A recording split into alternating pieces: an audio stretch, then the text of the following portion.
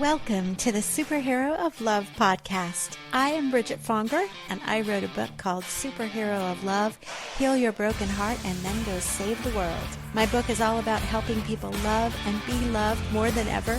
I believe we all have a superhero of love inside of us. Yes, even you, superhero. And in this podcast, I talk to people who are all about helping us all tap into that superhero. May this episode make a difference for your heart. Let's get this party started. Welcome, superheroes. Today we have Nicole C. Ayers, who is an author whose 3 books, not 1, not 2, but 3 books are about to come out. And we are having this very timely interview with her. She is an author.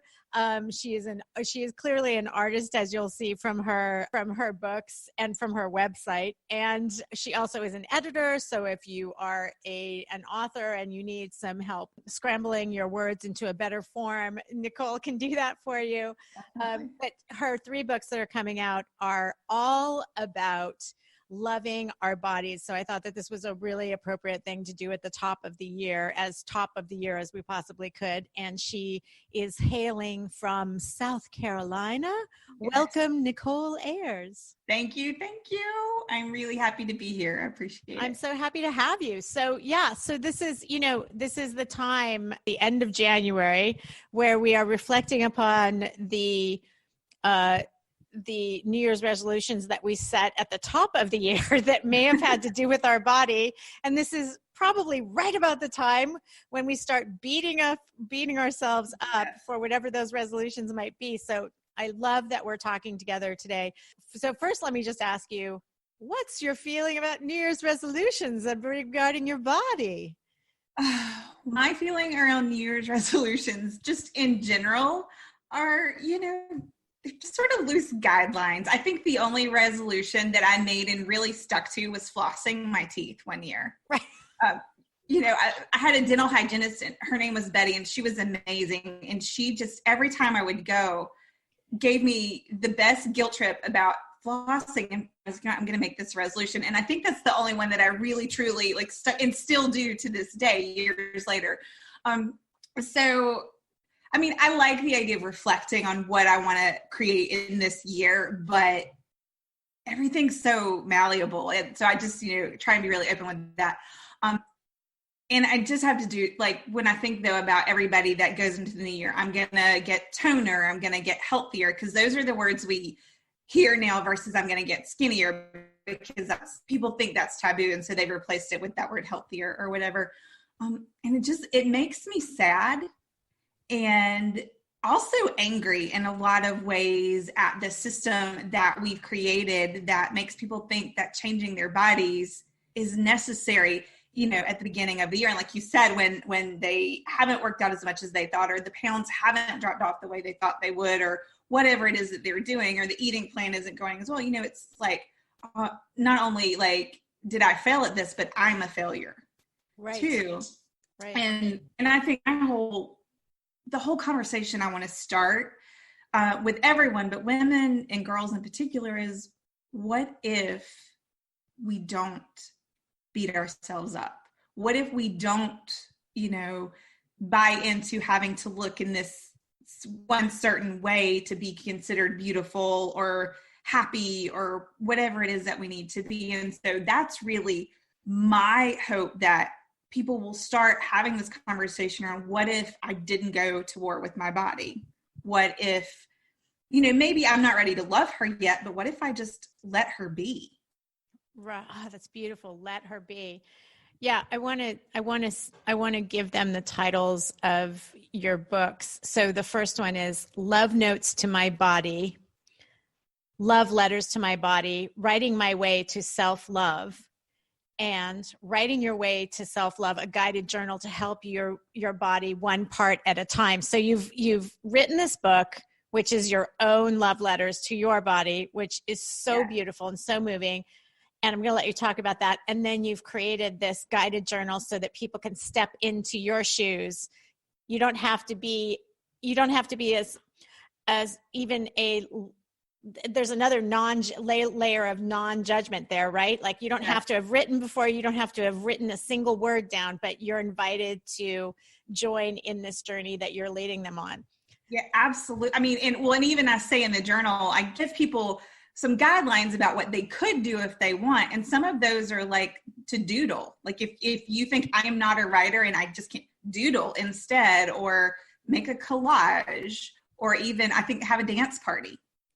Right? Because our love letters, I mean, my love letters were written because that's how I process the world, but we can send all sorts of love to our bodies without actually physically writing. So yes, and when you say invitation, that's exactly what I want it to be, an invitation just to step into the conversation and let's start to change that conversation. Yeah, I want to read an excerpt from your love notes to your body. So, and you did this in conjunction with, so if you're visual, she did this in conjunction with an amazing illustrator. So tell us quickly about your illustrator, and then we're going to get to some of your words. Oh my gosh, Mica Gadhia has been a dear friend for years now. And when this all started as my own journaling practice with zero intention of sharing it with anyone else. And one day I got that very loud whisper that said, this isn't just for you. And I have learned over the years to follow those whispers, burning bushes sometimes they've been. And I knew immediately, like, it needs to be illustrated. I just knew that was a piece of it. And I knew immediately I need Mica to do it. Because her art, it's so whimsical. It's so fun. It just brings me joy to see it. And so we met up for a breakfast one morning and I was like, hey, so I was thinking about doing this thing.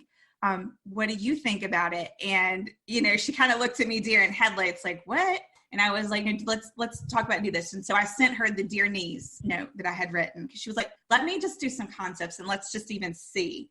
And she sent me 3 paintings of the knees, and I immediately busted into tears because it felt like she walked around in my head.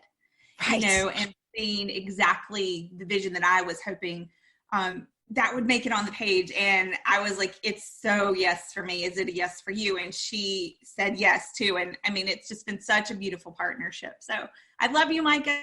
I'm so grateful to her for saying yes. And they are so, it really is. I'm really visual too. And I love a good turn of words, but the visuals, like I was so devastated when my publisher made me take out all of my drawings that went with my book, because I was like, but for the people like me, like, like I resonate, like drawings help lead me, like they're breadcrumbs on the path. Yep. And it was a devastating choice that I'll never forgive my publisher for on some level, I think. But it's like, no, it's all good. It's all perfect. It really isn't as devastating as I made it just sound. But no, but I was thinking about people like me, right? And like you too, right? That it sounds like you are also led. And these are the most beautiful, like these illustrations really do take you by the hand in a really, really gentle, beautiful, inspiring way. But so do your words. So I'm going to read one of these pages because I love them all. It was really hard for me to choose one, but I dig this one, Dear Cheeks. Oh, yeah. That's one of my favorites. It's so sweet, and they're going to love it. Okay, so the concept, just in case I have been inarticulate in introducing this, is she wrote to a different body part, and then the illustrations go with her love letters to those different body parts. So this one is Dear Cheeks. Dear Cheeks, I think you are so darn cute.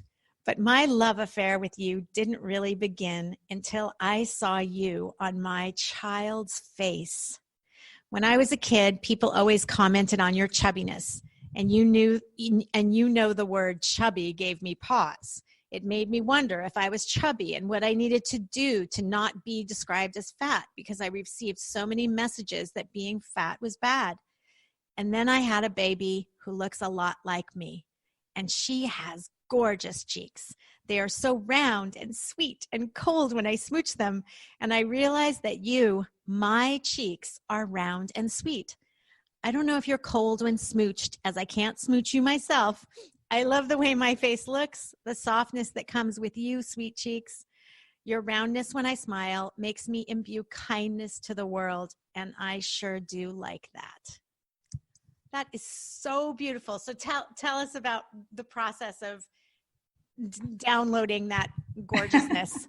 I mean, they really were downloads. That's a great way to put it. Like I was saying, the practice started about 2 years ago now. And I had intentions of writing a completely different kind of book. And in that book that I was wanting to write, I wanted to talk about how just regular people, or people who would say I'm just an ordinary, Jane, or could do things that made a big difference, because there just been like another mass shooting, and everybody was talking about like this one person had wrecked so many lives, and it was heartbreaking, and all of that was true. And I was like, but the opposite's also true, right? There's that shadow, but there's also that like one person can do these amazing things, and you don't have to be famous or rich or whatever. Like ordinary people can do great things. And so that was the story, this book that I was wanting to write. And I really envisioned it as these concentric circles, and I might still write it someday, who knows? But it always kept coming back to, you have to start with yourself. And what was a very painful awareness for me was that I wasn't okay with myself. And I really had thought that I was. And so it was a slap in the face. I was like, what do you mean I don't like myself? And I just realized all that had that nasty Graham voice that just constantly chirped at me that I was too much this and not enough that, and, wrong in all the wrong places, and just was this constant repertoire that would run in my head. And I was like, whoa. So, okay. So, and I'm very much about telling the truth. And so I was like, well, I can't tell other people how to do this, or what I think that would be helpful, if I'm not willing to dive in. And so that's what I did. And because I am a doer by nature, I needed something concrete to do. I mean, like I was doing the meditations and using some mantras, and I would like even just stare in the mirror and be like, I love you, and felt really dumb, because and the voice was still blah, blah. And I was like, all right, I got to do something. What do I do? And so I've always loved to write notes, and like I'm one of those geeky people that likes to write thank you notes and all. And I was like, what if I just started writing notes to my body? And I was like, oh, well, what, I took it that next step. What if I wrote love notes to her? And specifically that, I was like, dear body felt too big. So I was like, well, I'll just do like dear pinky toe, because that's really tiny and manageable, right? That is awesome. And so I started this journal practice, and about every day I would just literally take like a couple of minutes, and I would just write whatever showed up that day to write about. And it was about, 6 months in probably that I heard that whisper. And it was literally like someone was on my shoulder and just said, this isn't just for you. Beautiful. And I was like, okay, okay, what does that mean? And just started rolling with it. And what happened when I finally took the work, I felt that there was a body of work there that I could show to somebody else, a professional. And I went to one of my edit buddies. That's what my editor friends. Oh, that's funny. Edit buddy. Yeah, edit buddy. And I went to one of my edit buddies, and I was like, hey, this is what I've got. And she looked at me and she was like, this is more than one book. And I was like, I didn't know that. And so I cried then too, because that was not, I wasn't even intending to write a book, much less more, too. And really, I always kind of knew there was a journal component here. So that's how I ended up with the 3, because what had happened was some of those notes kept showing up. I kept writing letters to my belly. I kept writing letters to my knees.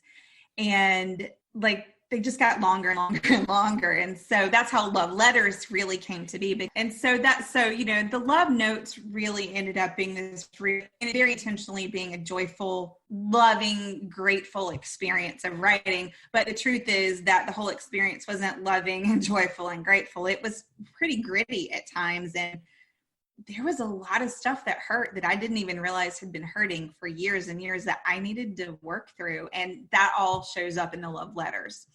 And I don't think I leave people in that dark place or the gritty place, but it was necessary to talk about that too, because this isn't all an easy process. Like, it's hard work. Yeah. Yeah.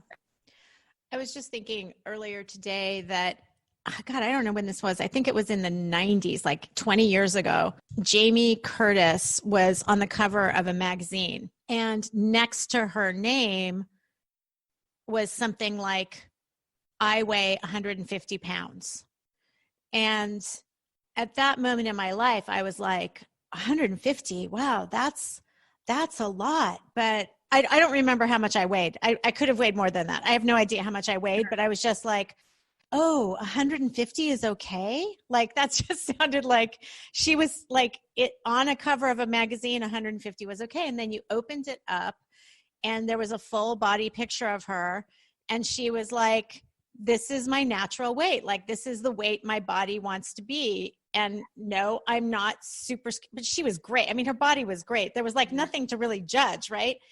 And I just lost 18 pounds and I just hit 150 today. And so I was contemplating that number, 150, and like, but how it looks very, very different on me than it did when I read that thing, because now there's a whole aging component to there's not just the weight, there's the aging body. Yes. So in other words, my negative chatter about my body, I thought I handled a lot of the weight stuff, like when I was heavier, when I was 18 pounds heavier, I feel like I was handling that better than I did, in younger years. But now there's this new layer that I'm being really judgy of my body at this age, so it's like a constant struggle, I think. It is for all of us, right? Absolutely. And that was part of, I think, the sharing of this for me is I don't know a single woman from from my family, my friends, to people I would consider influencers and celebrities who haven't had or don't currently have an issue with at least one part of their body, right? Where they're judging it as less than or wrong or ugly or, fat or whatever the derogatory thing is that the body part's not doing or being, versus this celebration of all the really miraculous things that our bodies do every single day to keep us moving. And I'm like, what? Why is that? Yeah. Like what, and I have a lot of ideas about why that is, because, again, this system that we've created, this world that we live in that says, what's important, that, the dieting and health and beauty, those are billion-dollar industries. And so they spend tons of money telling us we're not okay. You're not okay the way you are. Yeah. Exactly. Yeah. And like you said, this is, our bodies are always changing. And, I remember thinking of my teenage body and thinking that, like, I remember looking in a mirror and thinking, oh, my body's so fat. And that was like 8 clothes sizes, right? And yes. Like, wow. Like, so even when I was at my smallest size, I wasn't happy. I wasn't satisfied with what was there. And so that's one of the things I talk about in one of the letters was like, just because have done this work, I've put these books out, I'm still struggling with these conversations. In fact, I recently posted on Instagram, my daughter got one of those Instamatic cameras, one of the little Polaroids for Christmas. Oh yeah, cool. Trying to figure it out, and I hit the button and the most unflattering picture rolls out of me. And she is cracking up. And I literally wanted to cry. Like, I had that moment and I was like, oh my God. And so I took the picture and I hid it in my purse pocket. And I was like trying to be cool, because I was like, I'm this lady who's talking about loving her body. And oh my God, I look so, do I really look like this? And all this stuff was happening. And I was like, whoa, wait. And that's like, I ended up posting it and talking about it because I was like, this is the journey. And if it took, I for 40 years was ingrained with all of these lessons about how I was wrong, it's not going to take, 2 years isn't enough to unhitch all of that. Right. And so it is, because my body is going to change as I get older, as my size fluctuates, because that's what bodies do. And I get more wrinkly and my hair changes color and all those things. Like, yeah, I'm going to have to every time dig in a little deeper. As a mom, you have a different you have a different weight on your shoulders of a different kind, right? Yeah. Like that's so beautiful how you handled that with your daughter though. And it's great that she was laughing and oh yeah, like she literally thought it was hilarious and was like, that's so funny, and wasn't, and not in a mean-spirited way at all. And so no judgment. It's perfect. I have 2 daughters, and they are, what are their ages? Next month they'll be 10 and 12. This is the age. This is the age, right? I thought it was the age, but it actually was several years ago. It was several. Oh my God. Yeah. That we were talking about. Yes. Yeah. Yeah. I mean, and they are my why, right? Like and that was part of, I was like, I've got to get okay with myself, because I know they're going to have their own stuff, but I don't want them to have this stuff. Right? Let's start having these conversations and just give, I know that they hear all the same messages that I hear, but I want them to have another voice in their head too, going, what if that's a lie? What if that's not true? What if my body's really awesome and it's not too big or too little or too whatever? So that's great. Also, there's one good trend that's happening it's a trend that I hate and love, which is the, I always feel like it's a little bit of an overshare or a TMI that's happening on social media, right? But generally, I think it's a good thing. But that thing, because of this one point that I'm about to make, which is that a lot of those influencers and famous people are also coming forward to say, like Demi Lovato the other day about depression, right? Depression, anxiety, and also eating disorders, right? Mm-hmm.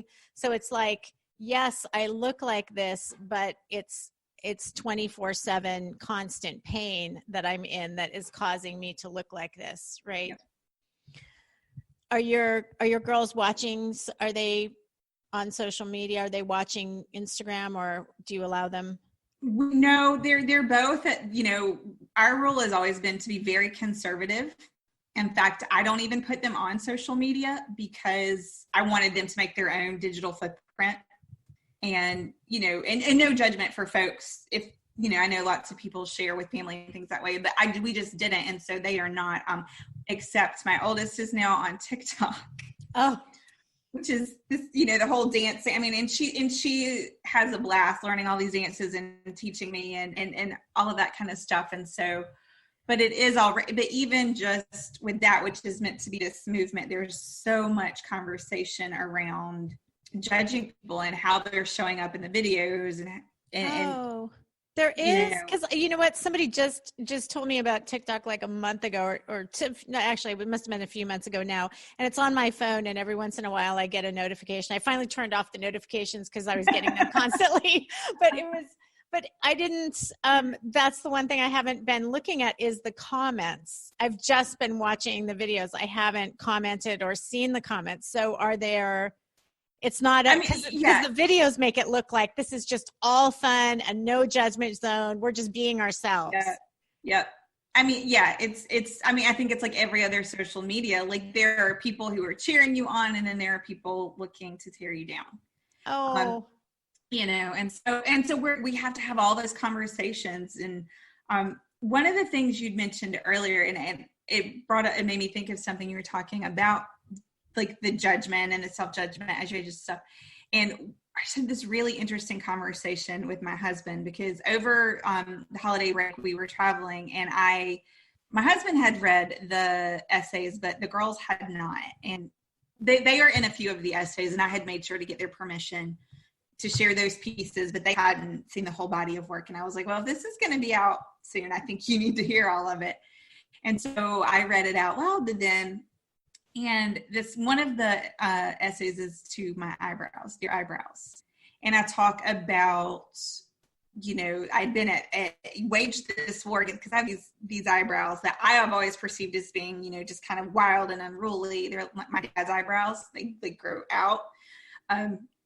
And I, did the waxing and threading and stuff, and it literally would cause me so much pain. I was very sensitive, and I would have so much pain, but I would like endure it because I thought my eyebrows had to be shaped a certain way. And I saw this documentary, Embrace by Taryn Brumfitt. And I was like, whoa, there's another way to be. I don't have to be it. What if I just stopped doing it? And that's been several years ago now. And so we were reading that, and my husband looks over at me and he goes, ever since you stopped worrying about your eyebrows, you stopped worrying about mine too. And he does have some, like, he has a few eyebrow hairs that, like, I don't know if they get that, whatever they get that grows, like, how like old men get really wild eyebrows, like he's going to be that old man because he already has like a few of them that just are really long and wild. And it used to really drive me crazy. And I'd be like, can you please trim those? Have you had your hairdresser? And I was just, and I thought nothing of it. And he said that to me and I was like, oh my God, you're right. Wow, that's cool. And so it was like the minute I quit judging myself, I got to quit judging him too. And so I've really been thinking about that lately. It's like how does that ripple effect out? Because I'm sure it does. I'm sure I'm judging everybody less with this work. So yeah, I just had that. It's reminded me. I just saw my girlfriend, and she lives in New York, and I live in LA, and she came out, and she mentioned at some point that she had just lost 13 pounds. And I was like, oh yeah, I just lost weight too. Like we had both just lost weight, but we both didn't notice, like, because we both could care less what the other one looks like, right? We both see that the other one, like, she doesn't look any different to me. I mean, if I look closely, I can see, oh, maybe she lost weight, but I don't remember her ever. I don't remember thinking the last time I saw her that she was overweight in any way, shape, or form. Right. You know what I mean? And it's just like, and I was so happy that we both hadn't noticed. Yeah. I was like, that's so cool that you're looking at each other's hearts. Yeah.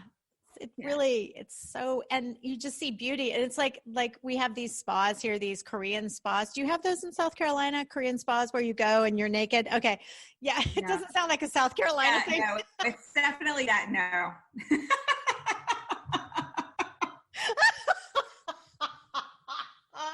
Maybe if you had them, it would be good for South Carolina.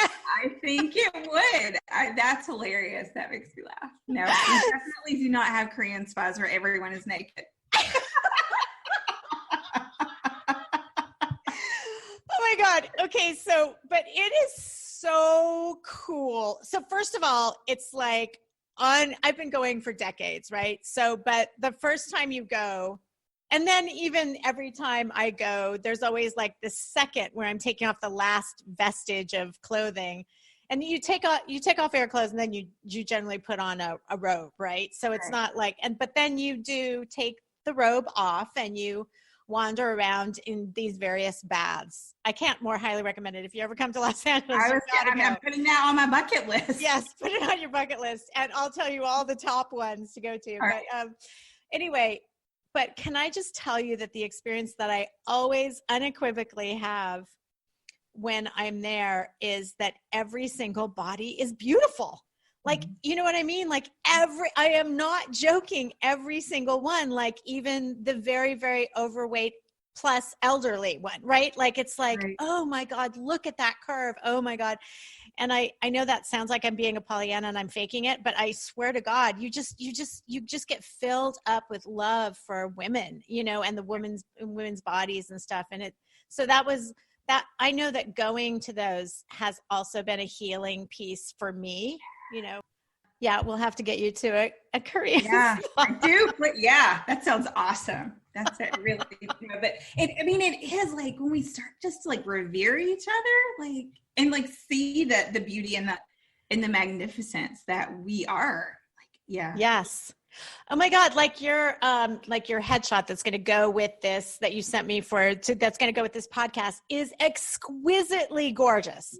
Like, and this bright red lipstick matching this bright red nail polish, which matches the red sparkles in your dress. I mean, not sparkles, but the red flowers in your dress. And it's just like, it's the most exalting smile, the most exalting everything. Your cheeks look so exalting and gorgeous and wonderful. Thank you. That was a really magical day for me.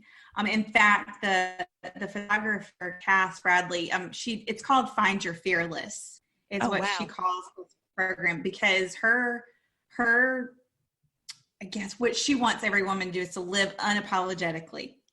And her way of doing that is to show us what we look like in these photographs when we are really our truest selves. It's amazing. And I'm sharing that because she wants to teach other photographers how to do this across the country. Awesome. Yeah. She's in South Carolina? She's in South Carolina? She's in Charlotte, North Carolina. It's Cass Bradley. Find Your Fearless. I happen to be flying to Charlotte, North Carolina soon. Well, we will have to check because actually I'm like 30 minutes south of Charlotte. So I'd love to maybe take you to lunch or something. Oh my God. We have to meet. Oh my God. We do. That'll be cool. Yeah. And so she does this thing. And again, it's really, just talk about divine opening the right doors at the right times. And I was like, I need headshots and I need not boring headshots. And I saw her work and I was like, oh, I think I want it to be her. And then I talked to the owner of the press that ended up being my publisher. And she was like, do you have headshots yet? And I was like, no, but I'm thinking about going Cass Bradley. She was like, oh, you have to do it with Cass. And it was just this perfect. And that day was really magical. And I knew it was like my report card for how much I'd healed, because at the end of it, I was like, I didn't think about sucking in one time. Oh, that's so awesome. Right? Like that was this benchmark of holy crap. Yes. Like, yes. And the other thing, so they do this, so you have this amazing morning and this photo shoot, and which is so glam, just so out of the ordinary day-to-day stuff. And then they send you away for a few hours, and then you come back to view your photos. And I came in and I sat down and they already had the projector up, and Cass cracks up every time I tell this story because I looked at it and it was this beautiful picture and it said, find your fearless. And I thought, well, that's just a gorgeous ad to set the mood for this.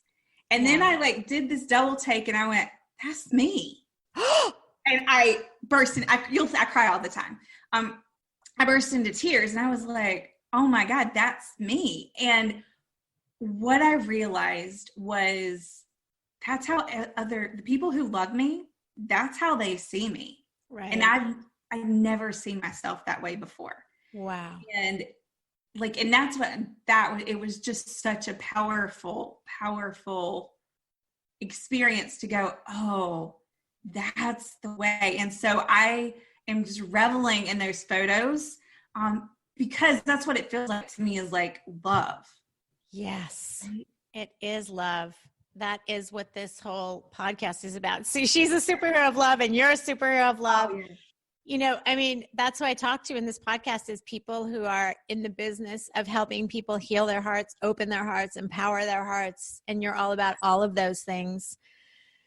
So I want to ask more about the journal, because I know that's what and also you guys, you can get the books, all 3 books as one bundle, right? Yes, you can. They're available for pre-order right now on my website. And you can buy them individually or as a bundle. And then, once launch date comes, they'll be available at all the retail, links and all that jazz. So do you have anybody else that has followed your path on writing the love notes to their bodies, or are your daughters doing it? I'm just curious of anybody else in your life that's doing it. Well, Mica, my illustrator, she's definitely taken the leap and started writing some of her own notes.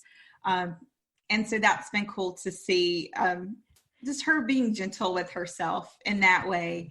And my girls not some, because they're still like, I'm like, hey, do you want to come to yoga with me? No. Right. Things like that. But the coolest thing happened. In fact, it was just Friday night with my oldest daughter. She had seen a TED Talk at school and she couldn't remember the woman's name, but it really had made an impression on her. And the woman had created an app called Super Better. And I've got to look up her name if I'm going to talk about her, because it was such an exquisite moment. And it's a story I'm definitely going to share. But this app was about teaching people persistence and resilience. And so how can we not get better, but how can we show up for ourselves? So there's this little app, and so every time you like, if you say I'm gonna walk, take a walk this week, every time you take a walk, it's like you get to get a sticker and kind of stuff. It's really cool. And oh my God, wait, I have to interrupt you to just say, I'm on the website. It's superbetter.com. Everyone has heroic potential. Wow. That is so cool. I also, thank you for introducing me to an interview that I have to do. Oh yeah. Thank your daughter. Yes, because this is, so she's showing me the app and she's telling me all about it and stuff. And then she's like, can I get it? And I was like, sure. And so she downloads it. And she's like, oh, one of these is about loving yourself more, Mom. You're really going to love this. And she opens it up and I'm like, oh, cool. And she goes, and I'm like washing dishes and loading the dishwasher, right? And she goes, oh, this one says, give yourself a hug and tell your body you love her. And I'm like, oh, that's really great. And she proceeds to close her eyes and hug herself. And she said, body, I love you. Oh my God, that's so beautiful. It just slayed me. And I, you know, I was like, oh my God. And she opens it. She's like, oh, Mom, it's okay. And she comes over and hugs me because I was, again, sobbing. And I was like, that's it. Like, that's what this is all about. Yeah. So she's not writing her notes, but I know that she's getting it. Yeah. Right. Like, I will never forget that little video in my mind. Like, it was just awesome. That is so gorgeous that she just immediately took that to turn inward, which is what you're asking us all to do, is like close your eyes to the outside influences. Just shut your eyes, look inside, find the love for yourself inside you. I love that she did that. Wow, that's so beautiful. Yeah. She doesn't have to be writing her love notes to herself, you know? No. And again, like going back to the journal, like there is so much space there to write. That was one of the things when we were creating it. I went back and forth about is like, should there be lines? No, there should not be lines because people need that freedom to do whatever they want with it. And then there needs to be so many blank pages, whatever they need it to be. Like I said, whether that's drawing or coloring or collaging, or like I said, just putting on a song and dancing. Yeah. That's been one of my big healers too, is putting on music. I have a whole playlist, it's just putting it on and just dance. That's so beautiful. Dance is really a theme this year. Elizabeth Gilbert, I think it was toward the beginning. Did you see that post that she did, Liz Gilbert, on dance? Well, and I just listened to your podcast that you did, with the Reverend about Thistle Farms, Becca Stevens. Yes. I was like, yep.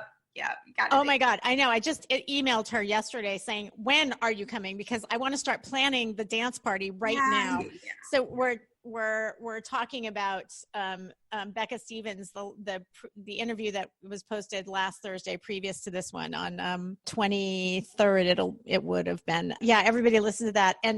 But it's totally a theme. And I keep finding myself, like, I was watching the Grammys alone the other night, and I'm living in what is essentially a glass house right now. Like if somebody had binoculars in any direction, it would be really bad.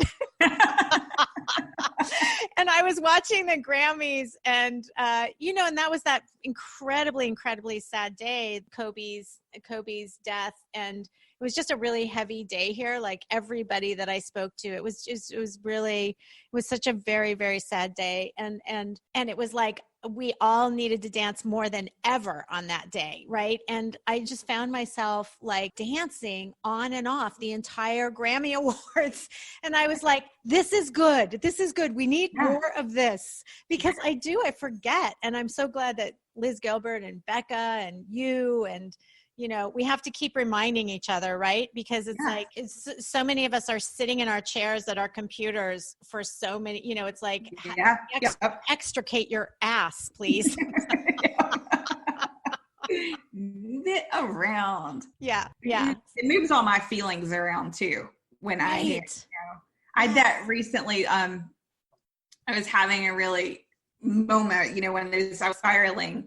And I just put my playlist on, and like the third, and I was just moving, and the third song in was like the tears finally came. I sang to the floor and let it. It was like I couldn't get there without moving first.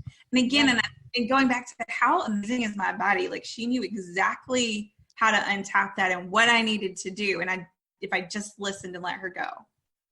Wow, that's beautiful. Yeah. It's such a beautiful thing. It's such a good reminder. I feel like I need to, I said I was going to, I think I said I was going to do this. I think I said I was going to put Post-its around reminding me to dance. And I didn't do that. I think I need to really do that. It's just because it's like, it's also a hilarious thing to see on a Post-it dance exclamation point. Like, even if I just look at it like, F you, I can't right now. I don't have time. Well, like there's always chair dancing, and I mean, and truly, because there are some people who aren't, aren't based on abilities, things able to stand up and get wild. I mean, blink your eyelashes, man. You can, right. Well, right. Blink your eyelashes, right. I am not a good dancer. And it's a glass house. So, and the Grammys were at night here, which means that I was seeing my reflection also in every different service, which was like, it didn't stop me. I'm happy it didn't stop me because I was like, God, I really would love to learn how to dance so that I can move in a way that is just prettier and stuff. I don't know. I took dance lessons for like 10 years as a kid. And I think the only thing that really came out of it was like, I can still shuffle ball change. Oh, yes. Oh my God.